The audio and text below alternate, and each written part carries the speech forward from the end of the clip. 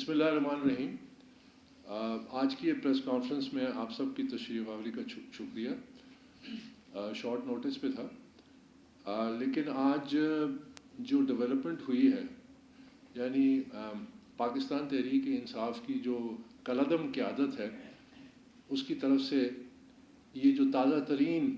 Intra party election کے نام پہ ایک نیا ناٹک رچانے جا رہے تھے، اس سے وہ پیچھے ہٹے ہیں اور اس کو انہوں نے مؤخر کیا ہے، جو خوش آئند ہے۔ میں سمجھتا ہوں کہ اس فیصلے نے، جیسا کہ میں اس کی نشاندہی بھی کر چکا تھا، کہ اگر وہ اس نئے انٹرا پارٹی الیکشن کے نام پہ ایک اور مکمل طور پہ غیر قانونی عمل جو شروع کیا تھا،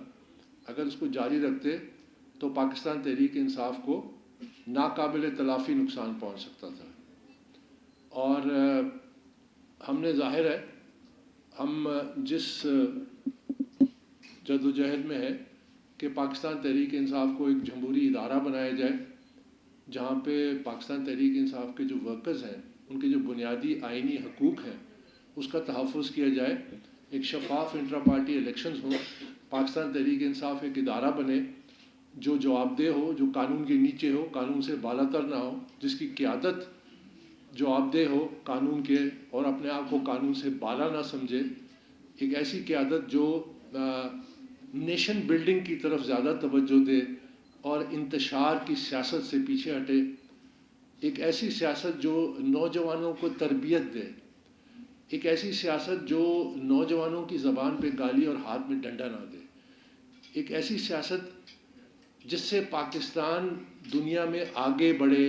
معاشی طور پہ، سیاسی طور پہ، سماجی طور پہ، اور ایک اچھی نیک نامی کمائے۔ یہ وہ بنیادی اصول تھے جس کے تحت پاکستان تحریک انصاف بنائی گئی تھی۔ اور مجھے بڑے افسوس سے کہنا پڑتا ہے کہ پاکستان تحریک انصاف ایک بہت خوبصورت خواب تھا اور آج وہ ایک ڈراؤنی حقیقت بن چکا ہے،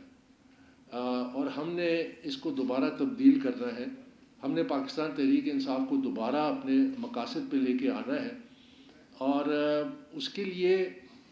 ہم ہر کوشش کریں گے۔ ہم نے ہر قانونی طریقہ اختیار کیا، سیاسی طریقہ اختیار کیا، اور آج سچائی جو ہے وہ سامنے آ رہی ہے۔ اور یہ جو انٹرا پارٹی الیکشنز کا جو معاملہ تھا، جس حوالے سے ہم نے پہلے بھی مطلع کیا تھا کہ ہم اس کا مقابلہ کریں گے، اور یقین کیجئے کہ یہ ہم نے ایک پٹیشن بھی تیار کر لی تھی، جس میں وہ تمام ثبوت